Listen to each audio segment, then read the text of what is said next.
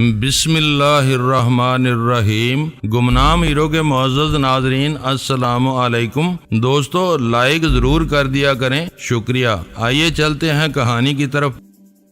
بہت بہتر، میں نے بات ختم کرنے کی نیت سے سعادت مندانہ انداز میں کہا اور وہ کمرے سے چلا گیا۔ میں بریف کے سنبھال کر اپنے کمرے کی طرف ہو لیا، جہاں حسب توقع غزالہ میری منتظر تھی۔ کون تھا وہ؟ غزالہ نے سامنا ہوتے ہی سوال کیا۔ شاید آپ ڈیڈی کی وجہ سے کھل کر بات نہیں کر رہے تھے۔ A2 بذات خود تھا، اگر ٹکٹ اس ہی کا تھا تو اس کا نام راجہ ظہور احمد ہے۔ آپ نے کیسے پہچانا اس کو؟ اس نے حیرت سے پوچھا۔ کیوں نہ پہچانتا، وہ کئی دن تک توقیر کے نام سے میرا مہمان رہا تھا۔ اوہ، تو یہ ثابت ہو گیا کہ وہی A2 تھا۔ وہ ایک گہرا سانس لے کر بولی، وہی A2 تھا، اور ابھی میں کھوج نکال لوں گا کہ ظہور کس کا نام ہے۔ میرے لیے کس خطرے کی نشاندہی کی تھی کل آپ نے؟ اس نے دل فریب مسکراہٹ کے ساتھ سوال کیا اور میرے وجود میں تازگی کی ایک لہر سی سرایت کر گئی۔ اکثر و بیشتر انسان اپنی روزمرہ مصروفیات میں الجھ کر یہ بھول جاتا ہے کہ اس کے اپنے طرز عمل کا انحصار بڑی حد تک دوسروں کے رویے پر ہوتا ہے، اور جن حسین چہروں اور ناز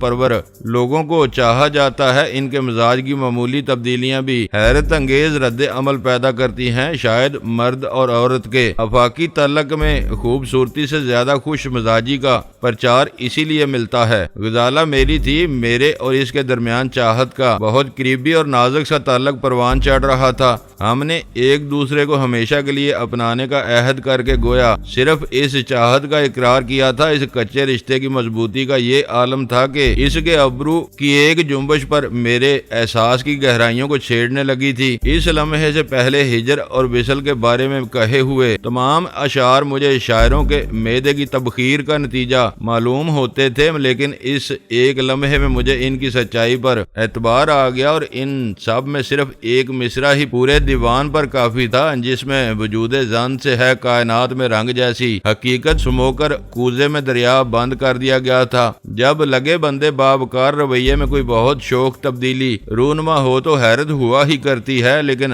غزالہ کھل کر حیرت کا اظہار بھی نہ کر سکی، اور میرے جواب نے اس کا چہرہ گلنار کر دیا۔ میں زندگی کے تپتے ہوئے صحرا میں نہ جانے کب سے تنہا دوڑ رہا تھا، اور جب اس جان گسل جدوجہد میں غزالہ جیسی حیات افروز لڑکی کا ساتھ میسر آیا تو اب A2 اور اس کے خونخوار ہرکارے ہمارے لہو کے پیاسے ہو رہے تھے۔ مجھے ایک روز پہلے اس کے کسی تنخواہ دار نے کراچی میں مطلوبہ لڑکی کا سراغ ملنے کی خبر دی تھی، اور آج A2 کراچی پہنچا تھا۔ میرا قیاس کہہ رہا تھا کہ آپریٹرز پر دی جانے والی اطلاع کسی قدر بھی بے بنیاد رہی ہو، لیکن A2 کی کراچی آمد خالی از علت نہیں تھی۔ شہر میں یقینی طور پر کچھ نہ کچھ ہونے والا تھا۔ لاہور میں خبر ملی تھی کہ ان لوگوں نے تمہارا سراغ پا لیا ہے۔ خاصے توقف کے بعد میں نے کہا، مجھے فکر لاحق ہو گئی تھی اس دوران میں کوئی غیر معمولی بات تو تمہارے مشاہدے میں نہیں آئی۔ شاید آپ اسی لیے ڈیڈی کو ٹال رہے تھے۔ وہ حیا امیز لیکن ملامت برے لہجے میں بولی، انسان اپنے نفس کو زیر نہ کر سکے تو رشتوں کا اعتبار اور تعلق کی لذت پھیکی پڑ جاتی ہے۔ تقریر نہیں، میں نے ہاتھ اٹھا کر اسے روک دیا۔ A2 کے ہوش سنبھالنے سے پہلے مجھے کچھ کام نپٹانا ہے۔ بس اتنا یاد رکھنا کہ جب تک وہ اس شہر میں ہے تم گھر میں بھی کھلے آسمان کے نیچے نہیں نکلو گی۔ 2 روز سے سلمہ آپ کے لیے بہت پریشان ہے، اس نے نظریں جھکا کر دھیمے لہجے میں کہا۔ میں چونک پڑا، میرا دل صاف تھا، لیکن سلمہ کے دل کے چور سے میں واقف تھا۔ پھر اس کے بارے میں غزالہ کو کیسے معلوم ہوا؟ میں نے تو کبھی اس سے سلمہ کا ذکر تک نہیں کیا تھا۔ لمحہ بھر کے لیے مجھے خیال آیا کہ کہیں غزالہ کو اس بارے میں کسی سے بنک نہ مل گئی ہو، اور اب وہ میری محبت جتانے پر مجھ پر طنز نہ کر رہی ہو، لیکن اس نے خود ہی میری الجھن دور کر دی۔ آپ کی ہدایت کے مطابق میں نے فیکٹری فون کیا تھا۔ وہیں سے معلوم ہوا کہ جہانگیر کی بیوی سلمہ بار بار آپ کے لیے فون کر رہی ہے۔ وہ کہہ رہی تھی کہ مجھے ڈر ہے کہ کہیں آپ کا دوست کسی دشواری سے دوچار نہ ہو گیا ہو۔ اس کا اندیشہ غلط نہیں تھا۔ جہاز پر گفتگو کے دوران میں A2 نے خود مجھے جہانگیر سے رابطہ رکھنے کا مشورہ دیا تھا۔ کہیں ایسا نہ ہوا ہو کہ جہانگیر اپنی کسی حماقت کی بنا پر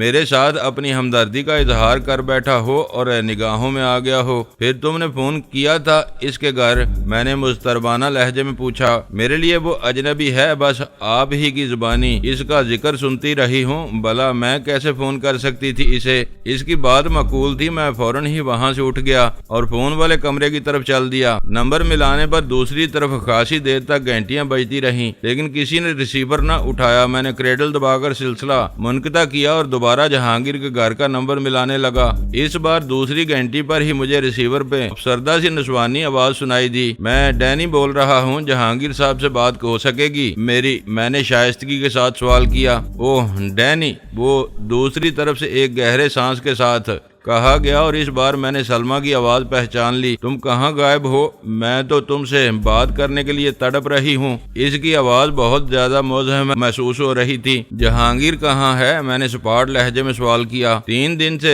کوئی اطلاع دیے بغیر لاپتہ ہیں۔ اس کی آواز اپنے ناپسندیدہ شوہر کے ذکر پر روحانسی ہو گئی۔ میں کہاں جاؤں؟ کہاں تلاش کروں انہیں؟ تھانے میں رپورٹ بھی درج کرا دی ہے، لیکن کوئی سراغ نہیں مل سکا۔ تنظیم میرے لیے دن بدن بھیانک صورت اختیار کرتی جا رہی تھی۔ اس کے گندے دندوں کے تحفظ کے لیے جو عام لوگ مارے گئے، ان کی کوئی گنتی ہی نہیں تھی، لیکن میرے چند پیاروں کا لہو بھی اس کی بھینٹ چڑھ چکا تھا۔ پہلے تنظیم کے کسی بڑے کے اشارے پر قاسم کے ہاتھوں میرا برسوں پرانا جگری دوست طارق اس طرح مارا گیا کہ مجھے اس کی میت کو کاندھا تک دینے کی اجازت نہ مل سکی۔ پھر لاہور میں A2 نے میرے بڑے بھائی تصویر کو زندگی سے محروم کیا۔ اس کے بعد بڑی ماں لاپتہ تھی، اور اب بیتے دنوں کا رہا سہا واحد ساتھی جہانگیر بھی غائب تھا۔ وہ کیوں غائب ہوا تھا؟ وہ کہاں تھا؟ اسے غائب کرنے والے کون تھے؟ میرے ذہن میں سوالات کا ایک جنگل ابھرنے لگا، اور میں نے کچھ کہے بغیر ریسیور رکھ دیا۔ کیا ہوا؟ شاید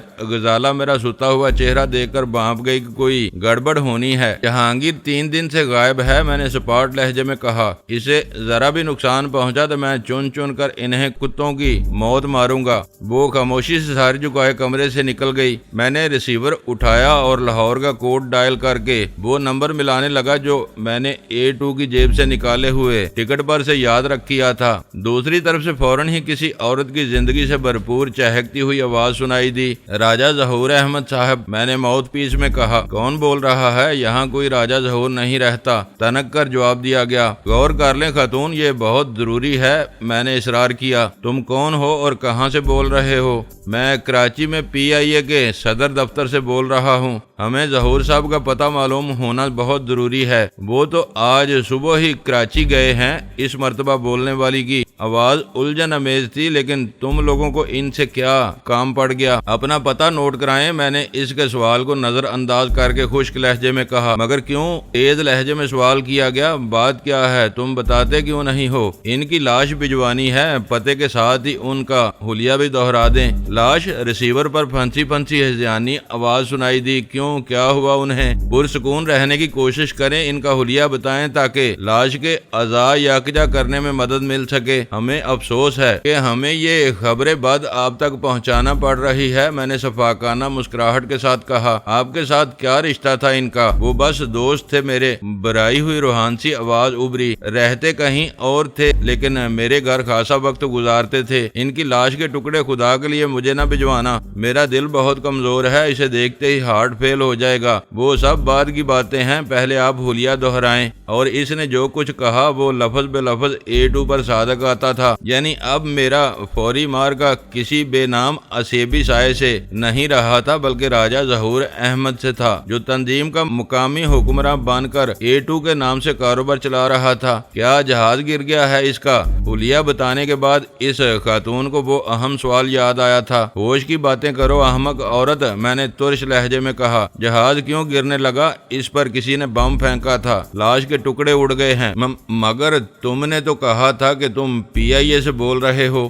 ہلکے سے احتجاج امیز لہجے میں اس نے ہکلاتے ہوئے کہا۔ تمہارے کان خراب ہیں، میں CIA سے بول رہا ہوں۔ میرا خیال ہے کہ بم کے دھماکے میں مرنے والا کوئی اور تھا۔ راجہ ظہور احمد کی دھماکے کی وجہ سے بوکھلاہٹ میں اپنا ٹکٹ وہیں پھینک بھاگا۔ ہم سمجھے کہ وہ مرنے والے کے پاس تھا۔ یہ کہہ کر میں نے سلسلہ منقطع کر دیا۔ راجہ ظہور احمد، میں دانت پیس کر بڑبڑایا۔ اس وقت مجھے سلطان شاہ شدت کے ساتھ یاد آ رہا تھا۔ وہ مجبوری کے تحت ہوٹل کی بجائے بجائے اپنے دوستوں کے ساتھ ٹھہرا ہوا تھا جہاں اس سے فون پر رابطے کی سہولت میسر نہیں تھی، ورنہ پہلی انتقامی کارروائی کے طور پر میں اس کے ذریعے ظہور کی اس نام نہاد دوست کو اغوا کرا سکتا تھا۔ میرا اندازہ تھا کہ اس عورت کے ذریعے ہمیں ظہور کے بارے میں خاصی معلومات حاصل ہو سکتی تھی۔ پہلے میں نے سوچا کہ اس عورت کو ظہور سے اس کا فون کال کا ذکر کرنے سے منع کر دوں، لیکن بعد میں یہ ارادہ ترک کر دیا۔ اگر وہ ظہور سے اسی قدر قریب تھی تو شاید اس کی خون اشام طبیعت سے بھی واقف رہی ہوگی اور ہر صورت میں وہی کچھ کرتی جو اس کے مفاد میں ہوتا۔ میرے لیے A2 کے نام سے واقفیت ایک اہم کامیابی تھی، لیکن جہانگیر کی گمشدگی کی خبر نے میری اس خوشی پر پانی پھیر دیا تھا۔ میں سگریٹ سلگا کر اس کے بارے میں سوچنے لگا۔ اگر ہر قسم کے حوالوں کو نظر انداز کر کے سوچا جائے تو وہ موت کے سوداگروں کی ٹولی کا ایک اہم رکن تھا، لیکن حقیقت اس کے بالکل برعکس تھی۔ پورے کاروبار میں اس کی اہمیت تقریباً نہ ہونے کے برابر تھی۔ کسی بھی وقت وہ کام سے انکار کرتا تو اسے خاموشی کے ساتھ ہلاک کر کے اس کی جگہ دوسرا مہرہ بٹھا دیا جاتا۔ ویسے وہ خود بھی اپنے کام سے نالاں تھا، لیکن اچھی طرح جانتا تھا کہ جس دن اس نے کھل کر اپنی اس خواہش کا اظہار کیا وہ اس کی زندگی کا آخری دن ہوگا۔ یوں در حقیقت وہ بری دنیا کا ایک اچھا آدمی تھا۔ اس نے تنظیم کے لیے بہترین قابل ذکر کام سر انجام دیے تھے، کیونکہ اس زمانے میں وہ نچلی سطح کا آدمی تھا، لیکن اوپر آنے کے بعد اس کی عملی افادیت ختم ہو کر رہ گئی تھی۔ محض تنظیم کی طرف سے عائد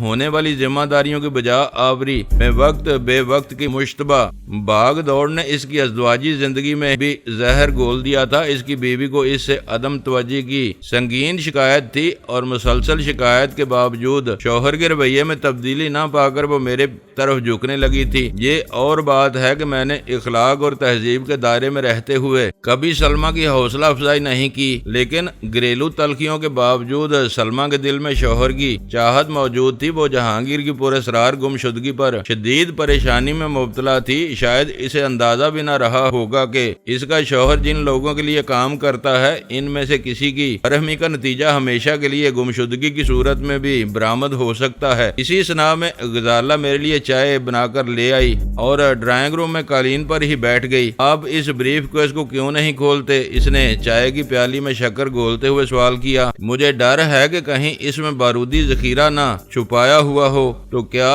ہوائی اڈوں پر نصب مشینیں بارود کی موجودگی کی نشاندہی نہیں کرتی؟ اس نے سوال کیا۔ میرا خیال ہے کہ نہیں، میں نے کہا۔ جس قسم کی مشینوں سے میرا واسطہ پڑا ہے وہ صرف دھات سے بنے ہوئے ہتھیاروں کی موجودگی کا سراغ لگا سکتی ہیں۔ ایکس رے مشینیں تو اسکرین پر اندر رکھا ہوا سامان تک دکھا دیتی ہیں، یعنی دستی بم وغیرہ سیکیورٹی سے بآسانی نکالا جا سکتا ہے۔ اس پر بھی دھات کا خول منڈا ہوا ہوتا ہے۔ مشین مشکوک دھاتی خول کی موجودگی ظاہر کرے گی اور اس کی بنا پر تجربہ کار افسر بم کا سراغ لگا لیں گے۔ ایسے معاملات میں ڈیوٹی پر مامور عملے کا تجربہ بہت اہمیت رکھتا ہے۔ آج کل تو پلاسٹک بم عام ہے، انہیں کوئی مشین نہیں پکڑ سکتی۔ اس نے جرا کے انداز میں کہا۔ یہ بتاؤ کہ تم کہنا کیا چاہتی ہو؟ میں نے زچ ہو کر سوال کیا۔ کچھ بھی نہیں، بس معلومات میں اضافہ کرنا چاہ رہی تھی، اس نے معصومانہ سادگی کے ساتھ کہا اور کھٹکے کی آواز پر خوفزدہ ہو کر اچھل پڑی۔ میں جھپٹ کر اس کے قریب پہنچا تو بریف کیس کا ایک طرف کا کھٹکا کھلا ہوا تھا۔ یہ کیسے کھلا؟ میں نے حیرت سے سوال کیا۔ بے خیالی میں شاید بٹن دبا بیٹھی تھی۔ پھر تو دوسرا کھٹکا بھی مکفل نہیں ہوگا، میں نے مسرت سے برے لہجے میں کہتے ہوئے بریف کیس اپنے آگے کھسکا لیا۔ یہ دیکھ کر میری خوشی کی انتہا نہ رہی کہ دوسری طرف کا بٹن دباتے ہی دوسرا کھٹکا بھی کھل گیا اور میں نے بے تابانہ انداز میں بریف کیس کا ڈھکنا اٹھا دیا۔ بریف کیس کھلتے ہی سب سے پہلے میری نظر پاسپورٹ پر پڑی۔ وہ A2 کا پاسپورٹ تھا، لیکن اندراجات والے صفحے پر اس کا نام پرویز احمد درج تھا۔ مذہباً عیسائی ظاہر کیا گیا تھا اور پتہ ایشین سینڈیکیٹ لمیٹڈ کا تھا۔ پاسپورٹ 8 ماہ پہلے جاری کیا گیا تھا۔ اس کے بیشتر صفحات بھرے ہوئے تھے جن پر مشرق بعید سے یورپ اور برطانیہ تک کے ویزے لگے ہوئے تھے اور تقریباً ہر ویزا استعمال کیا جا چکا تھا۔ پاسپورٹ کے ساتھ ہی اس کا شناختی کارڈ بھی اسٹیپل کیا ہوا تھا۔ میری کھوپڑی گھوم کر رہ گئی۔ چند ہی منٹ قبل میں نے اس کے راجہ ظہور احمد ہونے کی تصدیق کی تھی اور اب اس کے پرویز احمد ہونے کا دستاویزی ثبوت میرے پاس ہاتھ میں موجود تھا۔ بریف کیس میں سادہ کاغذات کے چھوٹے بڑے پیڈ اور کئی قسم کے قلموں کے علاوہ میری دلچسپی کا بھی خاصا سامان موجود تھا۔ بالکل باریک سوئی والی 3 ننھی سرنجز کے ساتھ ہی پلاسٹک کے ایک ڈبے میں سیاہ رنگ کی ایک شیشی موجود تھی۔ اس شیشی کی ساخت غیر معمولی تھی اور اس کی بناوٹ میں ایسا ڈراپر بھی شامل تھا۔ شیشی کو الٹنے کے باوجود اس میں سے سیال کے ایک قطرے سے زیادہ مقدار خارج نہ ہوتی۔ ڈھکن کے نیچے ڈراپر کے گرد سخت اسپنج نما کوئی مادہ بھرا ہوا تھا جس میں ربر کی طرح پھیلنے اور سکڑنے کی صلاحیت تھی۔ غالباً ضرورت کے تحت اسی میں سوئی داخل کر کے سیال سرنج میں کھینچا جا سکتا تھا۔ یہ کیا ہے؟ غزالہ نے مجھے اس کے گہرے مشاہدے میں مصروف پا کر سوال کیا۔ شاید پوٹاشیم سائنائڈ، میں نے پرخیال لہجے میں کہا۔ اسی زہر سے اس نے تصویر بھائی کو میری نگاہوں کے سامنے ہلاک کیا تھا۔ تصویر بھائی، ان کا ذکر کہاں سے آ گیا؟ ہاں، یہ سب میں نے تمہیں نہیں بتایا۔ A2 نے توقیر کا صرف نام اختیار کیا تھا جبکہ وہ کینیڈا میں ہے۔ تصویر اس کے قبضے میں تھا۔ جب اس نے ہم دونوں بھائیوں کو مل بیٹھتے دیکھا تو تصویر کو بڑے ہوٹل میں مار دیا۔ غزالہ وہ خبر سن کر حیران رہ گئی، پھر مختصر الفاظ میں نے بڑی ماں کی المناک گمشدگی سمیت تمام تفصیلات بتا ڈالی اور اپنی ان دیکھی سوتیلی ساس کا عبرتناک انجام سن کر اس کی آنکھوں کے گوشے نم ہو گئے۔ اس کا حشر بھی ایسا ہی ہونا چاہیے، وہ غصے سے بھرائی ہوئی آواز میں بولی۔ اس موذی کو تو انسان کہنا بھی انسانیت کی کھلی توہین ہے۔ یہی ہوگا، بس تم دیکھتی جاؤ۔ میں نے یہ کہتے ہوئے بریف کیس سے نکالا ہوا وہ رکا غزالہ کی طرف بڑھا دیا جس پر قلم سے اجلت میں کسی عزیز احمد کا نام لکھا گیا تھا۔ یہ کون ہے؟ اس نے رکا مجھے لوٹاتے ہوئے سوال کیا۔ قاسم کا ایک منہ چڑھا تھا۔ ہو سکتا ہے کہ اب براہ راست A2 کے لیے کام کر رہا ہو۔ اس کے بریف کیس سے یہ رکا برآمد ہونے کا تو یہی مطلب ہے، لیکن صحیح خبر رکشی ہی سے مل سکے گی۔ بڑی دیر بعد خیال آیا آپ کو؟ اس نے مسکراتے ہوئے کہا۔ کیا مطلب؟ میں نے تیز لہجے میں سوال کیا۔ سیدھی سی بات ہے، پہلے خیال آ جاتا تو شاید وہ جہانگیر کے بارے میں کچھ بتا دیتی۔ چلیے اب کوشش کر لیں۔ وہ بدستور اسی طرح مسکرائے جا رہی تھی۔ میں نے فوراً ہی فون پر رکشی کا نمبر ملا لیا۔ میں ڈینی بول رہا ہوں، میں نے ریسیور میں کہا۔ اتنے دن سے کہاں مرے ہوئے تھے؟ میرا نام سنتے ہی وہ غصے سے پھٹ پڑی۔ نہ اپنا پتہ ٹھکانہ بتاتے ہو، نہ خود رابطہ قائم کرتے ہو۔ تمہیں معلوم ہے کہ شہر میں کیا ہو رہا ہے؟ میں نے کنکھیوں سے غزالہ کی طرف دیکھا، پھر آہستگی سے بولا۔ مجھے کچھ معلوم ہے، اتنی برہمی کی ضرورت نہیں۔ آج ہی کسی وقت ملنے کی کوشش کروں گا۔ پھر آواز قدرے بلند کرتے ہوئے سوال کیا۔ تم بتا سکو گی کہ عزیز آج کل کہاں پایا جاتا ہے؟ وہ اچانک کیسے یاد آ گیا تم کو؟ رکشی کی آواز اس کے تذکرے پر تلخ ہو گئی۔ تمہیں معلوم ہے کہ اس ولد الحرام نے میرے لیے کام کرنے سے انکار کر دیا تھا۔ چلو اب معلوم ہو گیا۔ اس کا ٹھکانہ بتاؤ، میں اسے کسی خارش زدہ کتے کی طرح تمہارے قدموں میں لا ڈالوں گا۔ سنا ہے کہ اس نے ساحلی علاقے کے ایک 3 درجے کا ہوٹل خرید لیا ہے۔ شام میں عموماً وہیں پایا جاتا ہے، لیکن تم اسے بعد میں تلاش کر لینا۔ اس وقت مجھ سے ملنا بہت ضروری ہے۔ جہانگیر 3 روز سے لاپتہ ہے۔ اگر فوراً کچھ نہ کیا گیا تو دنیا کی کوئی قوت اسے مرنے سے نہ بچا سکے گی۔ اس کے بارے میں کیا معلوم ہے تمہیں؟ میں نے مستربانہ لہجے میں سوال کیا۔ کچھ بھی نہیں اور بہت کچھ، بس فوراً چلے آؤ۔ اس بار اس نے بہت عجلت میں بات پوری کی تھی۔ میں ماؤتھ پیس پر ہیلو ہیلو ہی کرتا رہ گیا، لیکن دوسری طرف سے کوئی آواز نہ سنائی دی۔ شاید اس نے ریسیور واپس رکھ دیا تھا۔ آخر اسے یوں فون بند کرنے کی کیا گھبراہٹ تھی؟ میں سوچ میں پڑ گیا، کیونکہ A2 شہر میں موجود تھا اور میرے ہاتھوں چوٹ کھا کر کسی خونخوار درندے کی طرح بفرا ہوا تھا۔ اس وقت وہ شہر میں کہیں بھی کچھ بھی کر سکتا تھا۔ میں نے دل میں فوری روانگی کا مصمم ارادہ کیا اور غزالہ کی طرف متوجہ ہو گیا، جو بظاہر خاموشی سے سر جھکائے قالین کے ریشوں سے کھیل رہی تھی، لیکن مجھے یقین تھا کہ وہ میرا کہا ہوا ایک ایک لفظ بغور سن رہی تھی۔ شاید بلاوا آ گیا ہے آپ کا؟ غزالہ نے مسکراتے ہوئے معنی خیز لہجے میں کہا۔ ہاں، جانا ہی پڑے گا، میں نے تذبذب کے ساتھ کہا۔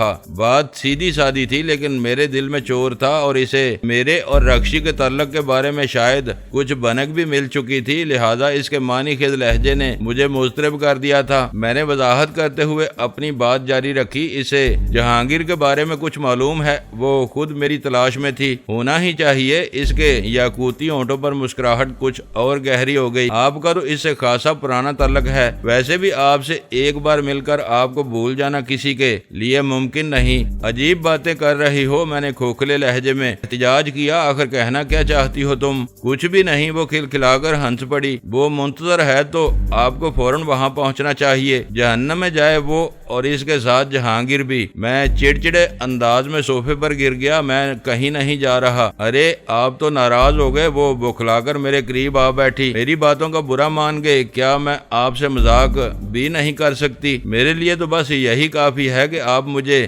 چاہتے ہیں، اس سے آگے آپ جس سے چاہیں ملے، مجھے کبھی کوئی اعتراض نہیں ہو سکتا۔ پھر رکشی سے تو آپ ایک کام سے ملنے جا رہے ہیں، بس ذرا چڑھا رہی تھی آپ کو۔ اس کے سہمے معذرت خواہانہ انداز پر میں دل ہی دل میں نادم ضرور ہوا، لیکن میں اسے کیسے بتاتا کہ رکشی کے بارے میں میرے دل میں ماضی کا ایک چور موجود تھا۔ اس بارے میں کہی گئی ہر بات کو سنجیدگی کی ترازو میں تولنے لگتا تھا، اور اس وقت تو تبصرہ کرنے والی غزالہ تھی، لہذا من کا چور فوراً ہی اپنی داڑھی میں تنکا تلاش کرنے میں مصروف ہو گیا تھا۔ میں جانتا ہوں کہ میرا رکشی سے ملنا شاید تمہیں ناگوار گزرے، میں نے سنجیدگی کے ساتھ کہا۔ عورتوں کا دل چھوٹا ہوتا ہے، وہ یہ برداشت نہیں کر سکتی کہ ان کے نام کا دم بھرنے والا دوسری عورتوں کے سامنے اتنا بے بس ہو جائے کہ محض اس کی فون کال پر ادھر دوڑا چلا جائے، خواہ اس کا کچھ ہی سبب کیوں نہ ہو۔ آپ بلا وجہ سنجیدہ ہو رہے ہیں، وہ شکایتی لہجے میں بولی۔ آپ کو اندازہ نہیں ہے کہ عورتوں کا دل کتنا وسیع ہوتا ہے۔ جب اسے یہ یقین ہو کہ اس کا نام اپنے مرد کے ساتھ سدا باقی رہے گا اور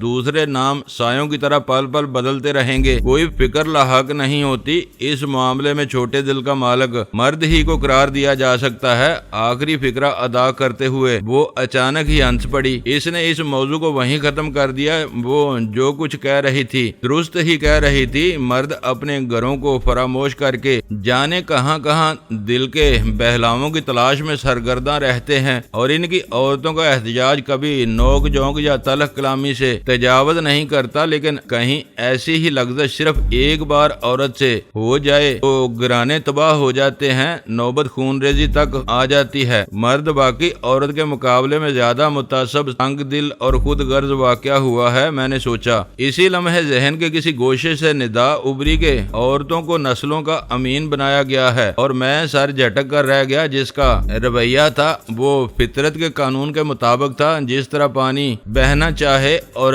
لوہے کو ایک جگہ پڑا رہنا چاہیے، بالکل اسی طرح وہ بھی ایک اٹل قانون تھا۔ دونوں میں کوئی تنگ نظر تھا اور نہ فراق دل۔ تو آپ جا رہے ہیں؟ غزالہ نے میری آنکھوں میں دیکھتے ہوئے دلکش مسکراہٹ کے ساتھ سوال کیا۔ پھر جھگڑا شروع کر دیا تم نے؟ میں نے بھڑک کر کہا۔ کیا کہہ دیا میں نے؟ مسکراہٹ بے ساختہ ہنسی میں بدل گئی۔ یہ بھی نہ پوچھوں کہ آپ جا رہے ہیں یا گھر پر آرام کریں گے؟ میں نے بے بسی کے ساتھ اسے گھورتے ہوئے جگہ چھوڑ دی۔ باہر نکلتے ہوئے مجھے دھڑکا لگا ہوا تھا کہ کہیں غزالہ کا باپ نہ ٹکرا جائے۔ مجھے اندازہ تھا کہ میری طویل غیر حاضری کے دوران اس کے دل و دماغ میں تجسس اور سوالات کا لاوا کھولتا رہا ہوگا، اور وہ پہلی فرصت میسر آتے ہی اپنے دل کا غبار نکالنے کی کوشش کرے گا۔ آپ بے فکری سے نکلے چلے جائیں۔ وہ مجھے متجسسانہ انداز میں ادھر ادھر نگاہیں دوڑاتے دیکھ کر مغموم لہجے میں بولی۔ اس وقت ڈیڈی مصروف ہوں گے، امی کے صبح کے ڈوز کا وقت ہو گیا ہے، وہ اپنے کمرے میں کوکین والا پان کھا رہی ہوں گی اور ڈیڈی وہیں بیٹھے ان سے باتیں کر رہے ہوں گے۔ ایسے موقع پر امی تنہائی برداشت نہیں کر سکتی۔ بڑا اچھا نشہ ہے کوکین بھی، میں نے دل ہی دل میں سوچا۔ کم از کم اس طرح شوہر کو مضبوط لگام دینے کا بہانہ تو ہاتھ آ ہی جاتا ہے، لیکن زبان سے کچھ نہ بولا، ورنہ اس بار غزالہ واقعی ناراض ہو جاتی۔ میں وہاں سے روانہ ہوا تو ذہن میں بہتیرے سوالات ایک دوسرے میں گڈ مڈ ہو رہے تھے۔ مدتوں سے میرے ذہن میں بھائیوں کے خلاف پکنے والا لاوا سرد ہو چکا تھا۔ تصویر تنظیم کے لیے ایک اہم ذمہ داری ضرور سر انجام دے رہا تھا، لیکن اس کا مرتبہ بہت زیادہ بلند نہیں تھا، بلکہ وہ بیچارہ تو ان کی نگاہوں میں اس قدر حقیر ثابت ہوا تھا کہ مجھ سے پہلی ملاقات کے دوران اسی جرم کی پاداش میں A2 نے اسے ہلاک کر دیا تھا۔ تصویر مارا جا چکا تھا تو کیر ہزاروں میل دور کینیڈا میں مقیم تھا۔ بڑی ماں تصویر کے قتل کے ساتھ ہی لائٹز کاٹیج سے لاپتہ ہو چکی تھی۔ گمان یہی تھا کہ انہیں بھی مار ڈالا گیا ہوگا۔ میں جس شخص کو A2 کے طور پر پہچانتا تھا وہ اس وقت کراچی آیا ہوا تھا۔ پہلے ایک ذریعے سے اس کا نام راجہ ظہور احمد دریافت ہوا، پھر اس کے بریف کیس سے برآمد ہونے والے شناختی کارڈ سے پتا چلا کہ اس کا نام پرویز احمد تھا۔ بہرحال یہ میرے لیے کوئی بڑی الجھن نہیں تھی۔ زیر زمین دنیا میں بیاک وقت مختلف نام اختیار کرنا اور ہر حیثیت میں مصدقہ شناخت نامے رکھنا کوئی انہونی بات نہیں تھی، بلکہ ملک میں شناختی کارڈ بنانے والے مختلف دفاتر میں باہمی ربط کا جو فقدان تھا، اس سے فائدہ اٹھاتے ہوئے ادارے کے بدعنوان اہلکار مناسب سی رشوت لے کر کسی بھی شخص کو کسی بھی نام کا شناخت نامہ ہاتھوں ہاتھ جاری کر دیتے تھے، اور وہ حقیقی امیدوار جو رشوت نہ دینا چاہتے ہوں مہینوں تنگ کیے جاتے تھے۔ آئے دن سننے میں آتا تھا کہ فلاں مگر بھی ملک کے فلاں ہوائی اڈے پر ایک پاکستانی شہری ہیروئن کی بھاری مقدار سمیت گرفتار کر لیا گیا۔ بعد میں معلوم ہوتا کہ وہ کوئی افغان مہاجر بھارتی محاشے یا مشرق بعید کا کوئی شہری تھا، جس نے جعل سازی سے نہ صرف پاکستانی شناختی کارڈ بلکہ پاسپورٹ تک حاصل کر لیا تھا۔ اس میں تمام تر زور مجرم کی جعل سازی پر ہوتا تھا۔ اپنے یہاں رائج رشوت کے چلن کو دانستہ پس پشت ڈال دیا جاتا تھا۔ یہ نہیں کہ پاکستانی ایسے جرائم میں ملوث ہی نہیں ہوتے تھے، لیکن ان کی حقیقی تعداد اخبارات کی فراہم کی ہوئی ابتدائی اطلاعات سے کہیں کم ہوتی تھی۔ لیکن اس قومی بے غیرتی اور رشوت خوری کا نتیجہ یہ برآمد ہوا تھا کہ مشرق وسطی سے مغرب اور امریکہ کے ہر مقام پر پاکستانی حکام کے جاری کیے ہوئے باضابطہ سفری پروانوں کو محض اس بنا پر شک و شبے کی نگاہ سے دیکھا جانے لگا تھا کہ وہ نئے ہوتے تھے۔ ہاں، جس پاسپورٹ پر ایک دو سفر بخیر و خوبی طے کر لیے جائیں اسے عموماً تسلیم کر لیا جاتا تھا۔ A2 جس پیمانے پر کام کر رہا تھا، اس کی بنا پر مجھے یقین تھا کہ اس کے صرف 2 ہی نہیں 10 نام بھی ہو سکتے ہیں، لیکن ان 2 ناموں سے اس کی ذات کے بارے میں ایک سرا ہاتھ آ گیا تھا۔ پرویز احمد کے طور پر وہ ایشین سینڈیکیٹ لمیٹڈ سے تعلق رکھتا تھا، جس کا دفتر میرے ہاتھوں تباہ ہو چکا تھا، لیکن راجہ ظہور احمد کے حوالے سے لاہور میں کم از کم وہ آبرو باختہ عورت ضرور اس کے کسی ٹھکانے کی نشاندہی کر سکتی تھی، لیکن لاہور اور اس عورت تک فی الحال میری رسائی نہیں تھی۔ سلطان شاہ لاہور میں موجود تھا، لیکن میرے پاس اس سے فوری رابطہ قائم کرنے کے لیے کوئی ذریعہ نہیں تھا۔ وہ لاہور میں اس ناگن پر مامور تھا جو ٹرانسمیٹر کے ذریعے شوگر کوئن کے طور پر سامنے آئی تھی۔ اولڈ ڈارلنگ میرے ہاتھوں جہنم واصل ہونے سے پہلے شدید غلط فہمی میں مبتلا ہو کر اس کے ٹھکانے کی نشاندہی کر بیٹھا تھا۔ محض شوگر کوئن کی دلکش اور رسیلی آواز کی بنا پر مجھے شبہ ہوا تھا کہ کہیں وہ ویرا لائڈ ہی نہ ہو، جو میرے مشرق بعید کے سفر میں ایشلے ہاؤز نامی ایک مغربی فرم کے نمائندے کے طور پر مجھ سے ملی تھی، اور منشیات کی ایک بڑی کھیپ کا سودا طے ہو جانے کے بعد کئی دن تک میرے دل و دماغ پر حسن کے راستے حکمرانی کرتی رہی تھی۔ اس قدر عجیب بات تھی کہ بکرے کے سر کی وضع کے نقرئی ٹائپ ان کی بنیاد پر مجھے پہچاننے کے بعد وہ مجھ سے ویرا لائٹ کے نام سے ملی تھی۔ پھر کراچی میں منعقد ہونے والی ایک بین الاقوامی انسداد منشیات کی کانفرنس میں دوسری بار ویرا لائٹ کا نام اس وقت سننے میں آیا جب آزاد علاقے میں ہیروئن تیار کرنے والی پہلی فیکٹری کے لیے بھاری معاوضے پر کام کرنے والے جرمن کیمسٹ کی گرفتاری کا ذکر آیا۔ اس کیمسٹ کو مومن خان کی ہیروئن فیکٹری میں کام کرنے پر آمادہ کرنے والی کا نام بھی ویرا لائٹ ہی تھا۔ پھر پہلا نام پیچھے رہ گیا، لائٹ باقی رہ گیا۔ رمضان چاچا سے ملنے والے فون نمبر سے لائٹز کاٹج کا نام سامنے آیا، جو چھٹے ہوئے شورا پشتوں اور بدماشوں کی اماج کا بنا ہوا تھا، اور وہیں سے تنظیم کے غالباً تمام تر امور کے بارے میں آخری فیصلے صادر ہوتے تھے، اور اس عمارت کا مالک جمی لائٹ نامی ایک ایسا بارسوخ سفید فارم تھا جسے دیکھنے کا کوئی دعوے دار ابھی تک نہیں مل سکا تھا۔ ان حالات کی روشنی میں شوگر کوئن کی ذات میرے لیے بہت زیادہ اہمیت اختیار کر گئی تھی، اور میں سلطان شاہ کو اس مورچے کا کماندار بنا کر کراچی چلا آیا تھا۔ لیکن کراچی پہنچنا تو بعد کا معاملہ تھا۔ میرے لیے دوران پرواز ہی کہانی شروع ہو گئی، اور میرے اپنے شہر کے بارے میں ٹھوس حقائق یہ تھے کہ اب A2 شہر میں وارد ہو چکا تھا۔ جیوا ہاؤس کی عمارت تباہ ہو چکی تھی۔ جہانگیر کسی اطلاع کے بغیر 3 دن سے گھر سے لاپتہ تھا۔ رخشی بظاہر تنظیم سے وفادار تھی، لیکن درپردہ اپنے بھائی اور اپنے محبوب کے دوہرے خون کا انتقام لینے کے لیے مجھ سے تعاون کر رہی تھی۔ تشویش کی بات یہ تھی کہ اس نے بات کرتے کرتے فون کا سلسلہ اچانک ہی منقطع کر دیا تھا، جس کی وجہ سے میرے دل میں شبہات جنم لے چکے تھے۔ میں خیالات کی دھن میں ڈوبا کار ڈرائیو کرتا رہا،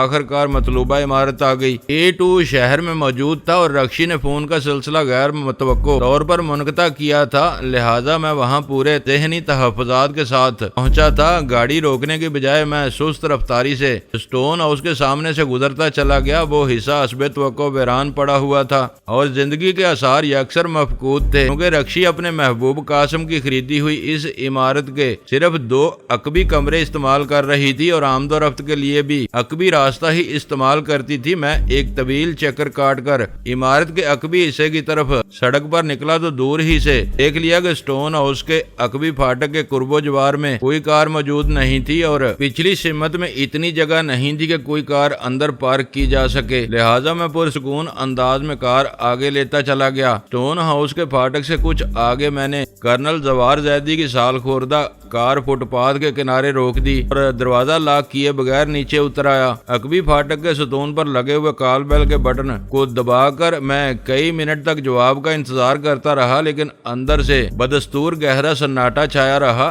کہیں بھی کوئی آہٹ نہیں سنائی دی۔ ایسا معلوم ہو رہا تھا جیسے وہاں کوئی بھی زی روح موجود نہ ہو۔ مجھے تشویش ہونے لگی۔ تھوڑی دیر قبل اگر میں اس سے بات نہ کر چکا ہوتا تو شاید یہی سمجھ لیتا کہ وہ کہیں گئی ہوئی ہوگی، لیکن اس وقت مجھے یقینی طور پر دال میں کالا نظر آ رہا تھا۔ میں نے دوبارہ پش بٹن پر انگلی رکھ دی اور اسے کئی سیکنڈ تک دبائے رکھا۔ عمارت کے کسی حصے میں بزر کے چیخنے کی آواز سنائی دی، لیکن نتیجہ وہی ڈاک کے 3 پات رہا۔ میں نے پھاٹک کی کنڈی کا جائزہ لیا جو باہر سے مقفل نہیں تھی۔ میں نے پھاٹک اور اس کی ذیلی کھڑکی پر زور لگا کر دیکھا، لیکن وہ دونوں اندر سے بند تھے۔ اس کا مطلب تھا اگر وہاں سے کوئی دیوار پھاند کر باہر نہیں نکلا تو اندر ضرور کوئی نہ کوئی موجود ہوگا۔ میں انہی امکانات کا جائزہ لے رہا تھا کہ اندر سے ایک سخت بےہودہ آواز ابھری، کون ہے بے؟ میں لب و لہجے پر عموماً تاؤ کھانے کا عادی نہیں ہوں، لیکن اس آواز میں نہ جانے کیسی للکارتی ہوئی تحقیر پوشیدہ تھی کہ میری کھوپڑی بری طرح کھول اٹھی۔ تیرا باپ، دروازہ کھول ورنہ ہڈیاں توڑ دوں گا، میں نے بنائے ہوئے لہجے میں کہا۔ میرے جواب پر اندر سے ہذیانی ہنسی کی آواز سنائی دی۔ وہ جو کوئی بھی تھا یقیناً عمر رسیدہ یا بیمار تھا، کیونکہ اس کی آواز میں زندگی کی بھرپور تازگی نہیں تھی۔ پھر قدموں کی بے ہنگم آہٹوں کے ساتھ اس کی آواز سنائی دی، بڑے دنوں بعد آئے ہو ابا جان، تمہارا نام تو میری ماں نے بھی مجھے نہیں بتایا تھا، آ ہی گئے ہو تو ذرا صبر کے ساتھ کھڑے رہو تاکہ تمہاری زیارت کر لوں۔ لہجہ واضح طور پر کاٹدار اور زہریلا تھا۔ وہ جو کوئی بھی تھا بہترین حالات سے بھی حیز حاصل کرنے کی خداداد صلاحیت سے بہرہ تھا، ورنہ ولدیت کے حوالے سے اس قدر اٹل اور احتجاجیہ جواب نہ دے پاتا۔ میں اپنی جگہ تان کر کھڑا ہو گیا۔ میرا ارادہ تھا اسے مہلت دیے بغیر ہی دبوچ بیٹھوں گا، بعد میں جو ہوگا دیکھا جائے گا۔ آہٹیں غیر متوازن اور بے ترتیب تھیں جو بتدریج قریب آتی جا رہی تھی۔ مجھے شبہ ہوا کہ کہیں آنے والا نشے کی جونک میں نہ ہو، ایسا ہوتا تو میرا کام خاصا آسان ہو سکتا تھا۔ میں اعصابی تناؤ کی حالت میں تصادم کے لیے تیار کھڑا ہوا تھا کہ اچانک چھوٹا پھاٹک کھل گیا۔ میں اپنے قد و قامت کے کسی شخص کی توقع میں سطح زمین سے کم و بیش 6 فٹ کی بلندی پر نگران تھا، لیکن دروازہ کھلنے پر وہاں کچھ بھی نظر نہ آیا۔ کھلے ہوئے پھاٹک میں سے خلا اور پھر اسٹون ہاؤس کا عقبی برآمدہ نظر آ رہا تھا، لیکن یہ صورتحال زیادہ دیر قائم نہ رہ سکی، کیونکہ لہجہ بھر بعد ہی کوئی ڈیڈی کا نعرہ مار کر میری پنڈلیوں سے کسی خونخوار جونک کی طرح لپٹ گیا تھا۔ یوں محسوس ہو رہا تھا جیسے وہ میری پنڈلیوں کی ہڈیاں توڑ ڈالنے کا مصمم ارادہ کر چکا ہو۔ وہ جو بھی تھا بلا کا طاقتور تھا۔ میں نے محسوس کیا کہ اگر اس کے حملے کا فوری تدارک نہ کیا گیا تو دیکھتے ہی دیکھتے میرے پیر اکھاڑ کر مجھے منہ کے بل زمین پر گرا دے گا، یا میری مزاحمت کی صورت میں کم از کم ایک آدھ ہڈی ہی توڑ ڈالے گا۔ میں نے تکلیف اور درد کا احساس ہوتے ہی اپنی بلند نگاہی پر لعنت بھیجی اور فی الفور 6 فٹ سے 3 فٹ کی سطح پر اتر آیا تو دیکھتا ہوں کہ ایک جوان العمر اور تنومند کبڑا میری پنڈلیوں کو گرفت میں لیے مجھے اندر گھسیٹ لے جانے کے لیے کوشاں ہے۔ ٹھہرو، میں نے تحکمانہ لہجے میں کہا، مجھے کوئی غلط فہمی ہوئی تھی، میں کسی کبڑے کا باپ ہرگز نہیں ہو سکتا۔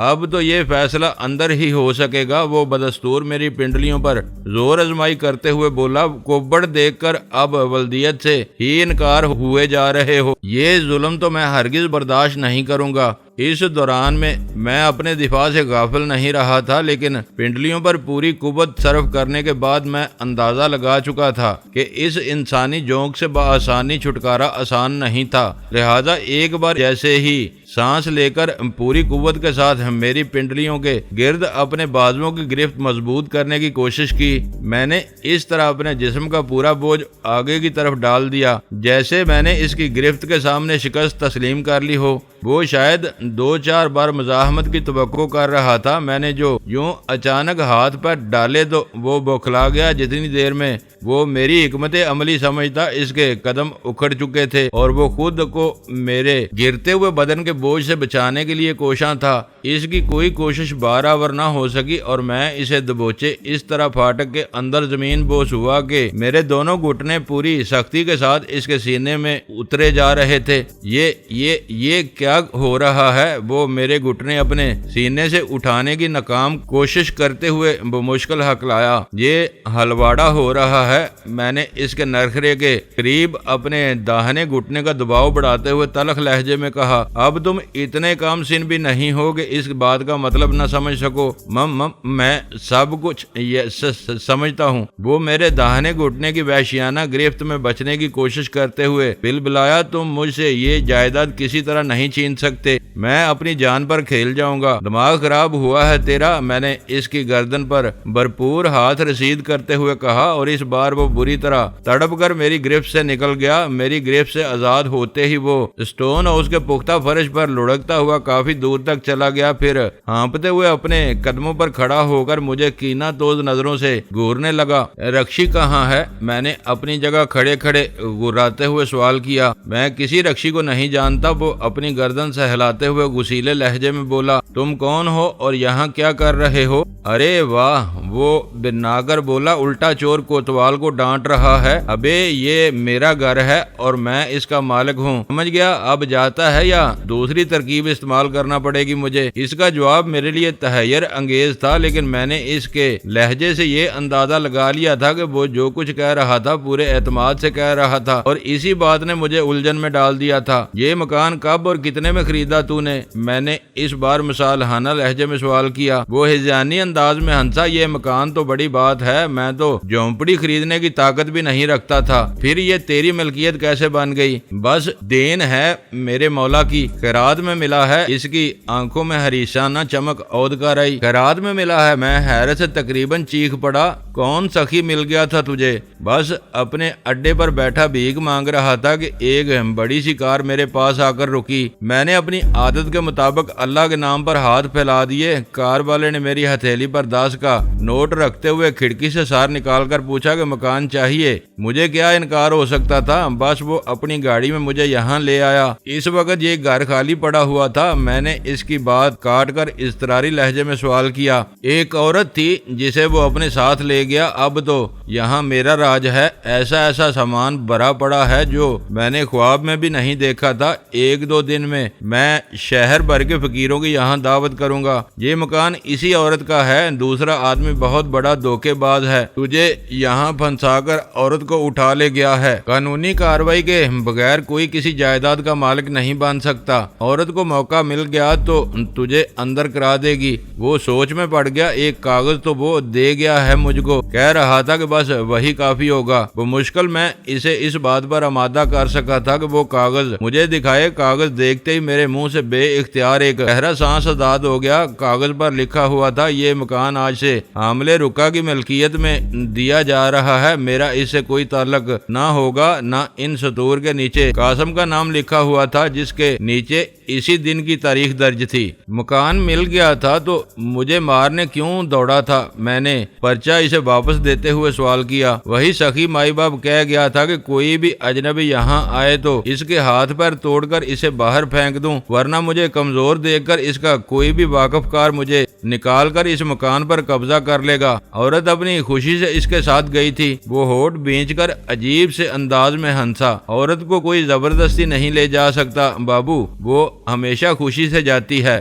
رنگے ہاتھوں پکڑی جائے تو شور مچا دیتی ہے کہ اس پر ظلم کیا گیا، اسے زبردستی اٹھا لیا گیا۔ لے وہ بھی آگے۔ بات کرتے کرتے اس کا چہرہ ایک دم کھل اٹھا تھا۔ میں بجلی کی سی صورت کے ساتھ پیچھے گھوما تو آسان خطا ہو گئے۔ A2 میرے پیچھے اندر داخل ہو کر دروازے کو کنڈی لگا رہا تھا، لیکن اس کی قہربار نگاہیں مجھ پر ہی مرکوز تھیں۔ مجھے پورا یقین تھا کہ تم یہاں ضرور آؤ گے۔ A2 زہریلے لہجے میں بولا، میرا خیال درست ہی نکلا کہ وہ کمینی تم سے مل چکی ہے، اس بیچارے کو کیوں بیچ میں لے آئے؟ میں نے پرسکون لہجے میں کہا، اسے چلتا کرو تاکہ کھل کر دو باتیں ہو سکیں۔ یہ اب کہاں جائے گا؟ A2 نے سرد اور شفقانہ لہجے میں کہا، اسے تو اب ہمیشہ یہیں رہنا ہے، تمہیں یہاں کچھ دیر تک الجھائے رکھنے کے لیے فوری طور پر یہی تجویز ذہن میں آ سکی تھی۔ کبڑا بیکاری A2 کی معنی خیز بات کی تہ تک نہیں پہنچ سکا تھا۔ میں نے فوراً ہی بات کھول دی، اس بے گناہ معذور کو مار کر تمہیں کیا مل جائے گا؟ بہتر یہی ہوگا کہ اسے جانے دو۔ مجھے مار ڈالو گے تم؟ بیکاری کی کھوپڑی پر جمی ہوئی برف پگھلنے لگی تھی۔ اس نے خوفزدہ نظروں سے A2 کی طرف دیکھتے ہوئے سوال کیا اور پھر اپنا بوجھ بار بار ایک سے دوسرے پیر پر منتقل کرنے لگا۔ یہ بکواس کر رہا ہے، A2 نے سرد مہری کے ساتھ کہا۔ چپ چاپ کھڑے رہو، تم سے بعد میں بات کروں گا۔ لہجہ بھر خاموش رہنے کے بعد A2 مجھ سے مخاطب ہو گیا، بریف کیس کہاں ہے؟ ہوٹل چلو تو ابھی لوٹائے دیتا ہوں، میں نے بے پرواہی سے کہا۔ مجھے معلوم ہوتا کہ تم اس قدر ناکارہ چیزوں کا بوجھ اٹھائے پھرتے ہو تو ہرگز اتنی محنت نہ کرتا۔ اس بار میں تم کو زندہ نہیں چھوڑوں گا۔ A2 گرایا اور میں نے دیکھا کہ مجھے دی جانے والی اس دھمکی پر کبڑے بیکاری کا چہرہ دھواں ہو گیا تھا۔ تمہارے سرکشی میرے لیے ناقابل برداشت ہو گئی ہے۔ میں مضحکانہ انداز میں ہنس پڑا۔ تم تو یوں کہہ رہے ہو جیسے اب تک مجھے دانستہ ڈھیل دیتے آئے ہو، حالانکہ تمہارا بس چلتا تو مہینوں پہلے میری ہڈیوں کا سرما بنوا چکے ہوتے۔ وہ لڑکی کہاں ہے جو تمہارے ساتھ لاہور گئی تھی؟ جہاں بھی ہے آرام سے ہے، تم اس کی طرف سے فکر مند نہ ہو۔ البتہ یہ ضرور بتاؤ کہ رکشی کو تم نے کہاں قید کیا ہے؟ رکشی بہت جلد اپنے منطقی انجام کو پہنچ جائے گی، وہ سرد لہجے میں بولا، لیکن اس سے پہلے مجھے تمہارا اور تمہارے ساتھی لڑکی کا قضیہ طے کرنا ہے۔ اس بار میں یہی مشن لے کر کراچی آیا ہوں۔ میرے ساتھ جو سلوک چاہو کر سکتے ہو، لیکن یہ یاد رکھنا کہ تمہاری قبر اسی لڑکی کے ہاتھوں تیار ہوگی۔ وہ میرے ہر راز میں پوری طرح شریک ہے اور تم سے زیادہ پراسرار ہے۔ اس نے پھرتی کے ساتھ اپنی جیب سے ریوالور نکال لیا۔ اس طرح تم اپنی زندگی کے آخری لمحات کو کربناک بنا لو گے۔ میرے تشدد کے تصور ہی سے تمہارے رونگٹے کھڑے ہو جائیں گے۔ آگے اپنی اوقات پر، میں نے چڑھانے والے انداز میں کہا۔ میرا تو اندازہ تھا کہ شاید اس بار مردانگی کا مظاہرہ کرتے ہوئے جسمانی طاقت کے بل پر ہی مجھے زیر کرنے کی کوشش کرو گے۔ اندر چلو، وہ ریوالور کی نال کو جنبش دیتے ہوئے گرایا۔ خیر، تمہاری قید میں بھی مجھے زیادہ تکلیف نہ ہوگی، میں نے پرسکون رہنے کی کوشش کرتے ہوئے کہا۔ بریف کیس میں موجود تمہارے شناختی کارڈ سے پتہ چل گیا ہے کہ تم غیر مسلم ہو۔ تمہیں تو پرمٹ پر ملتی ہوگی، اپنا بھی گزارا ہوتا رہے گا۔ وہ کارڈ کسی بھی کام نہ آ سکے گا۔ وہ بولا، تم ٹھیک ہی سمجھے ہو، وہ کارڈ محض کوٹا حاصل کرنے کے لیے بنوایا گیا تھا۔ عہد کے دن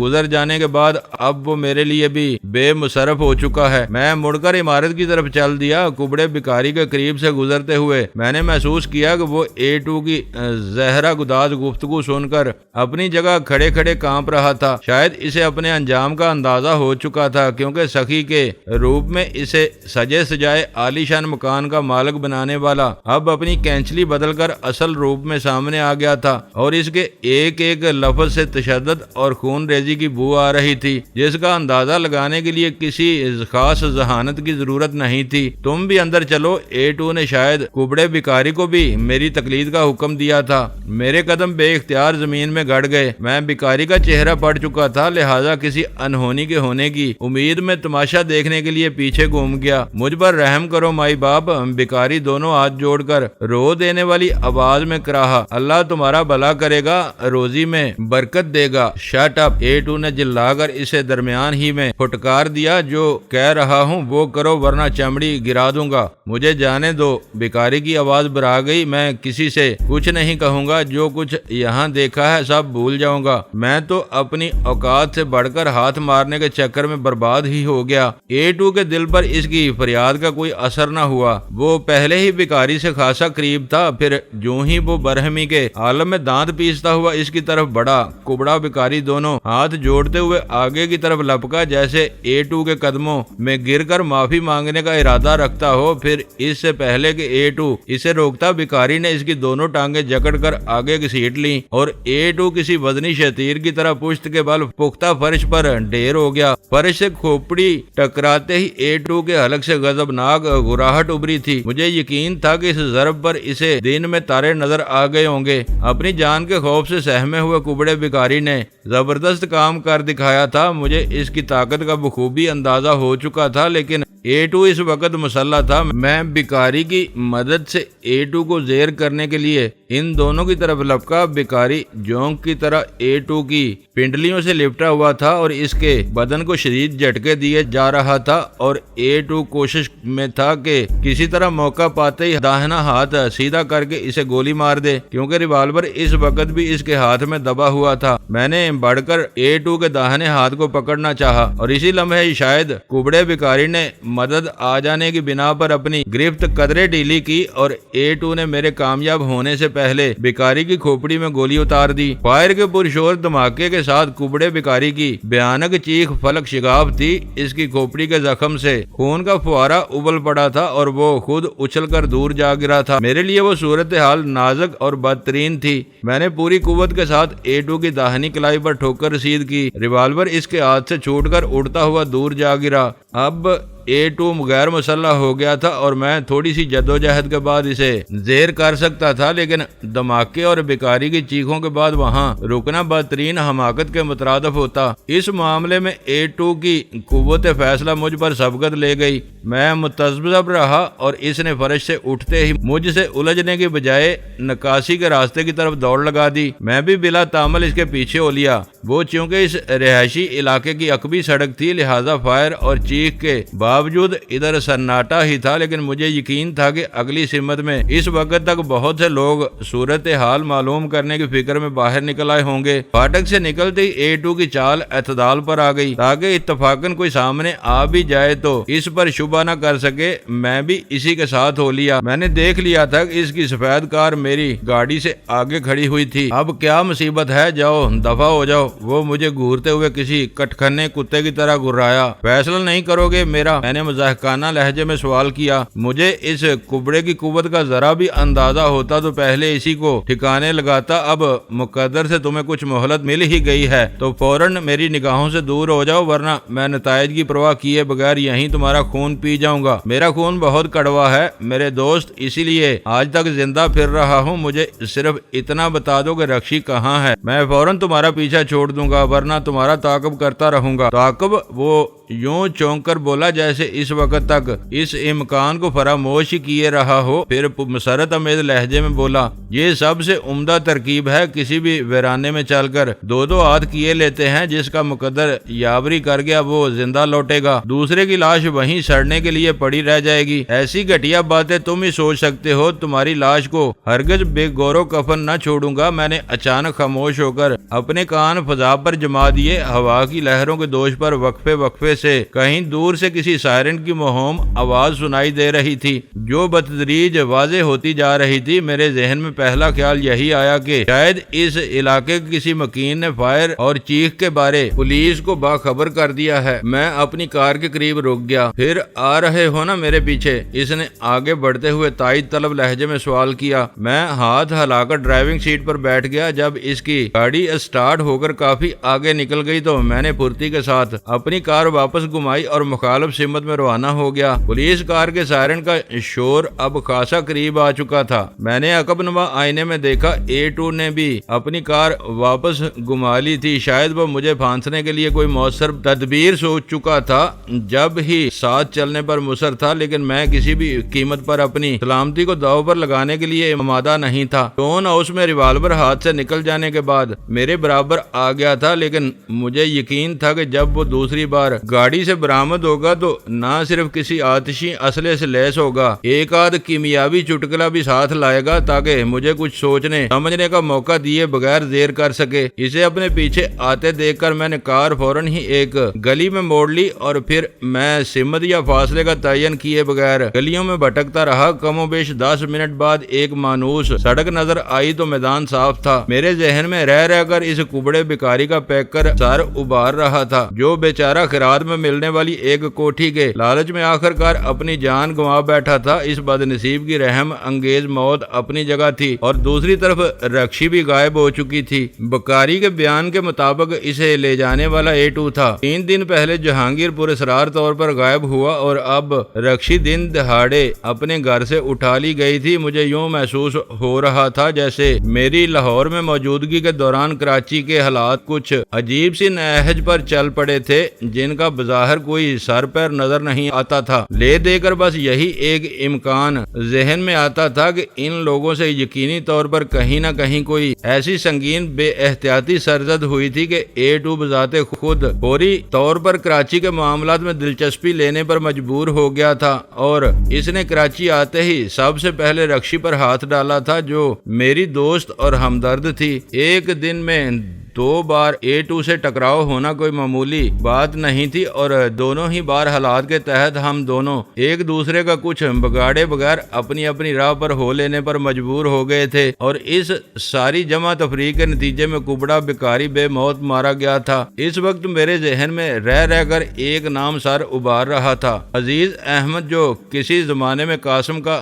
دست راست ہوا کرتا تھا۔ پھر قاسم کی موت کے بعد کچھ روز کے لیے وہ لاپتہ ہو گیا اور جب تنظیم کی طرف سے قاسم کا منصب رکشی کو سونپا گیا تو اس نے بکھرے ہوئے لوگوں کو یکجا کرنے کی کوشش میں عزیز احمد سے بھی رابطہ قائم کیا، لیکن عزیز نے 2 ٹوک الفاظ میں اس کے لیے کام کرنے سے انکار کر دیا۔ پھر مجھے A2 کے بریف کیس میں سے کاغذ کا ایک پردہ ملا جس پر عزیز احمد کا نام لکھا ہوا تھا۔ اس بارے میں تھوڑی ہی دیر پہلے رکشی سے معلوم ہوا تھا کہ عزیز نے ان دونوں بندرگاہ کے علاقے میں 3 درجے کا ایک ہوٹل خریدا ہوا تھا اور شام کو عموماً وہیں پایا جاتا تھا۔ A2 کے بریف کیس سے اس کا نام برآمد ہونے کی وجہ سے اس کی ذات میرے لیے اہمیت اختیار کر گئی تھی اور میرا خیال تھا کہ اس سے مجھے کوئی نہ کوئی اہم سراغ ضرور مل سکے گا، لیکن میرے لیے کرنل زوار زیدی کی کار اب مخدوش ہو چکی تھی۔ A2 اسے دیکھ چکا تھا اور دور سے بھی پہچان سکتا تھا۔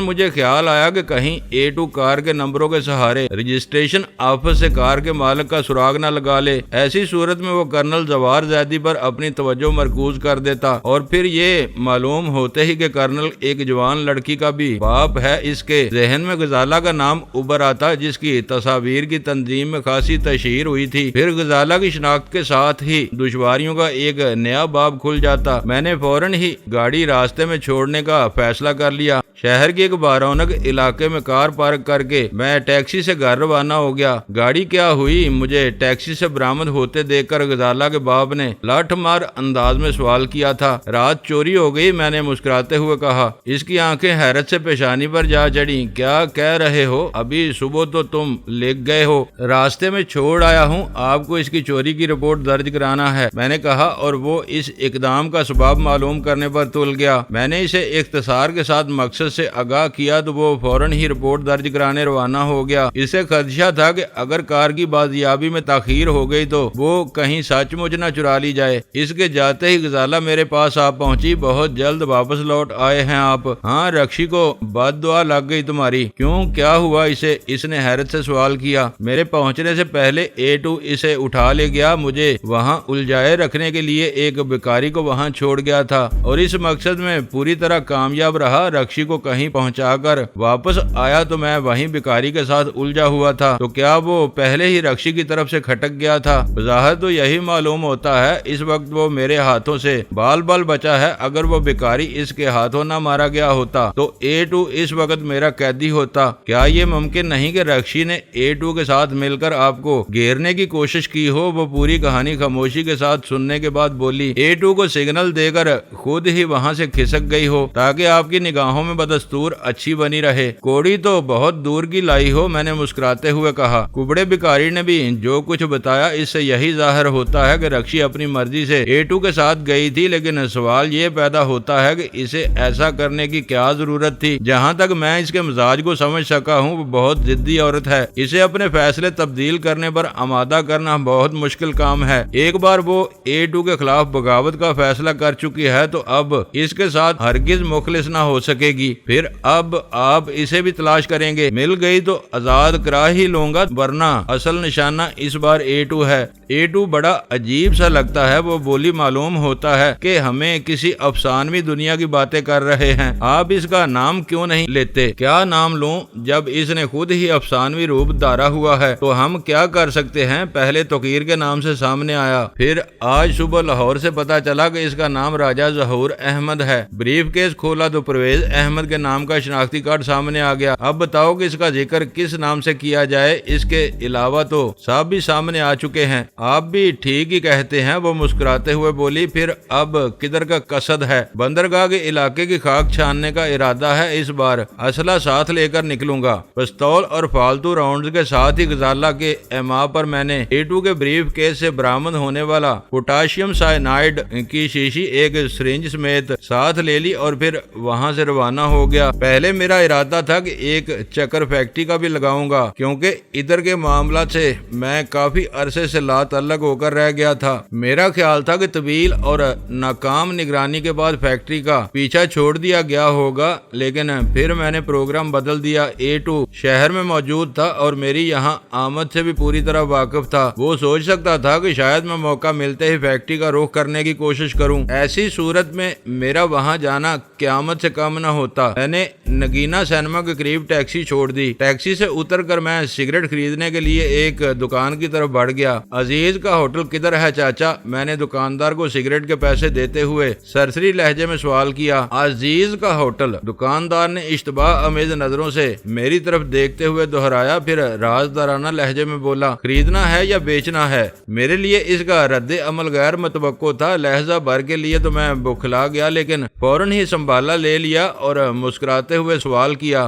وہ کیا بیچتا اور خریدتا ہے؟ چرس، افیون، ہیروئن، ولایتی دارو، ہر چیز کا سودا کرتا ہے۔ تم کیا لایا ہے؟ نہ لایا ہوں نہ لے جانا ہے، میں نے مسکراتے ہوئے کہا، اور وہاں میرے گاؤں کا ایک چھوکرا کام کرتا ہے، اسے اس کی ماں کا خط پہنچانا ہے، میں کوئی غلط دھندا نہیں کرتا۔ پھر روٹی کدھر سے کھاتا ہے بابو؟ وہ بگڑ کر تلخ لہجے میں بولا، دال چاول پان سبزی بیچو تو کارپوریشن سے انکم ٹیکس والے سب سر پر آنے لگتے ہیں۔ چرس ہیروئن کو قانون مانتا ہی نہیں، جتنا چاہے بیچو اور خریدو، اس کا نہ حساب دینا پڑتا ہے۔ کیس جائز کاروبار پر ظلم یوں ہی بڑھتا رہا تو ایک دن سب راستے پر لگے ہوئے ملیں گے۔ میں خود یہی کام کرتا ہوں، بڑا دے دلا کر بھی 4 پیسے کما لیتا ہوں، باقی سب تو دھندا ہے۔ اس دل جلے کی گفتگو دلچسپ تھی، لیکن میرے پاس اتنا وقت نہیں تھا، لہٰذا میں نے اس موضوع کو آگے بڑھانے کے بجائے اسے عزیز کا ہوٹل یاد دلایا تو وہ ہنس پڑا اور خفت آمیز لہجے میں بولا، معاف کرنا بابو، ذرا دماغ کو گرمی چڑھ گئی تھی۔ پہلے میں بھی یہ سب کچھ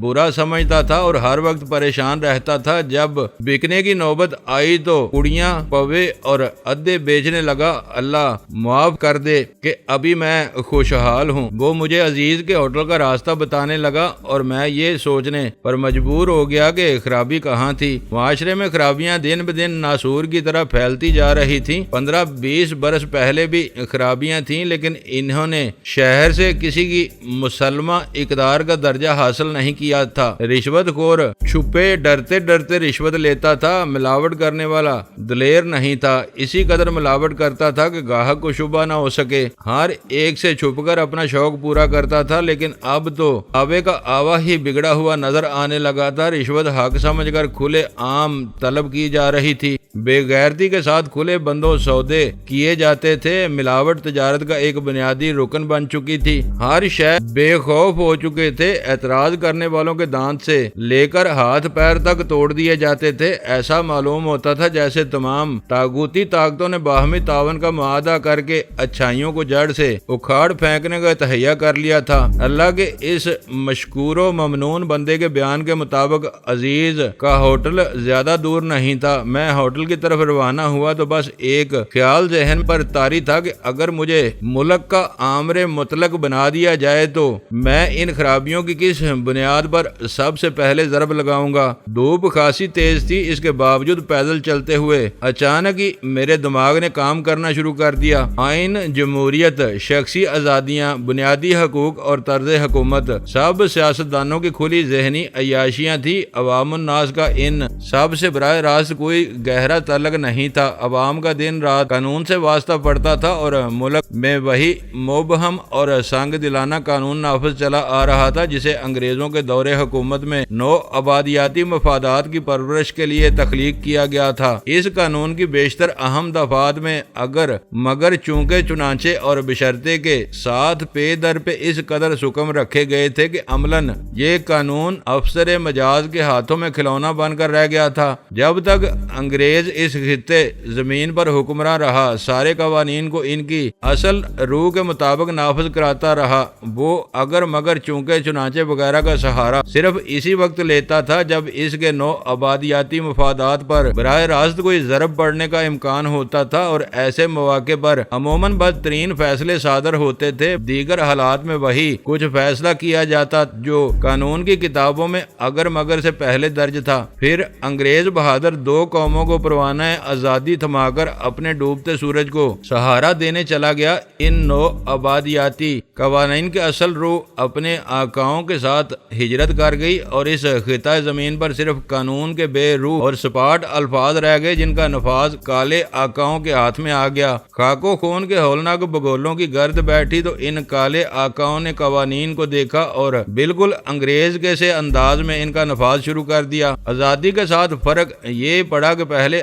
اگر مگر کو صرف اور صرف نو آبادیاتی مفادات کے لیے حرکت میں لایا جاتا تھا، اب کالے آقاؤں نے بطور آزمائش اس حکم کو ذاتی مفادات کے لیے آزمانا شروع کر دیا۔ وہ وارداتیں حیرت ناک حد تک کامیاب ثابت ہوئیں اور یوں ملک میں ایک بری روایت چل نکلی تو نیک نیت لوگوں کو بتدریج پسے پشت لے گئی۔ جو قانون کا جتنا زیادہ اور پکا محافظ تھا، اسی قدر اس کا کام آسان تھا۔ افسران مجاز کی شبابدید پر اتنے بڑے بڑے فیصلے چھوڑ دیے گئے تھے کہ اگر افسر کے دل میں بے امانی آ جائے تو وہ محض ایک سودے میں عمر بھر کی کمائی حاصل کر سکتا تھا۔ ظاہر ہے کہ اس قسم کی مفاہمت پر ہر کس و ناقص کے بس سے باہر تھی، لہذا ساری مہم کا رخ تجارت پیشہ طبقوں کی طرف ہوتا چلا گیا، جو اپنے نفع نقصان کا تمام تر بوجھ صارفین کی جیبوں پر منتقل کرنے پر قادر تھے۔ گاہے گاہے دوسرے بھی تختہ مشق ستم بنتے رہے، لیکن بدنیت لوگوں نے اس کھیل میں پوشیدہ باری منافعت کو فوراً بانپ لیا۔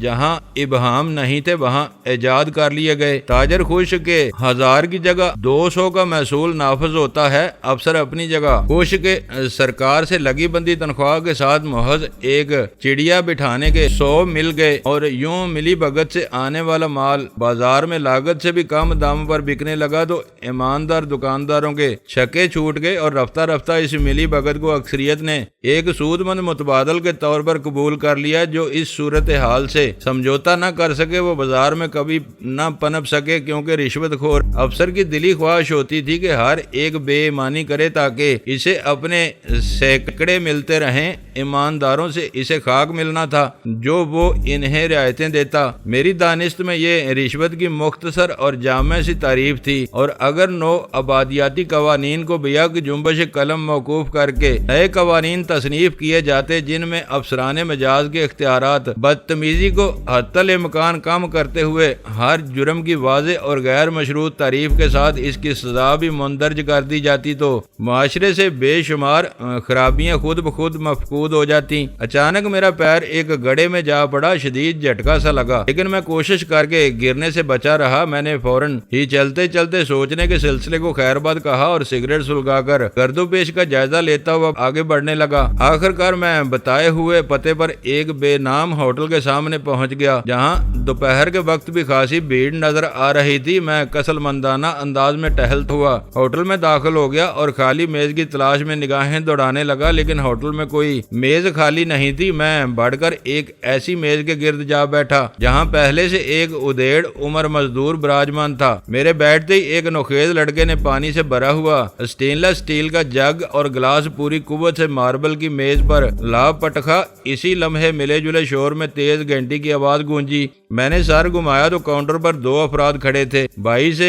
2.5 रुपया होटल के किसी गोशे से एक आवाज गूंजी और काउंटर वाला अपने सामने वालों को रेजगारी लौटाने लगा। लिबास के एतबार से मैं होटल में मौजूद लोगों से बिल्कुल अलग नजर आ रहा था। चंद लम्हे चारों तरफ देखने के बाद मैंने जग में से पानी निकाल कर पिया और टेबल वाले को एक चाय का आर्डर दे दिया। इसी दौरान में मेरे सामने बैठा हुआ उधेड़ उम्र मजदूर कई बार तजस्सुस अमेज निगाहों से मेरा जायजा ले चुका था, लेकिन जो ही मैं इसकी तरफ मतवज्जो होता वो मुझसे लातल्लक नजर आने लगता। जमूद तोड़ने की खातिर मैंने जेब से सिगरेट का पैकेट निकाला और माचिस के लिए सामने वाले की तरफ हाथ बढ़ा दिया। इसने बेनियाजी के साथ मुट्ठी में दबे हुए सिगरेट के टोटे का गुल झाड़कर वही मेरी तरफ बढ़ा दिया। मैंने सिगरेट सुलगाकर शुक्रिया के साथ टोटा इसे वापस कर दिया। चाय पीते हुए मैंने अपनी हिकमत अमली में फौरी तौर पर रद्दोबदल कर डाला और अपने सामने वाले से बात करने का इरादा बिल्कुल तर्क कर दिया। प्याली खाली करके मैं काउंटर पर पहुंचा और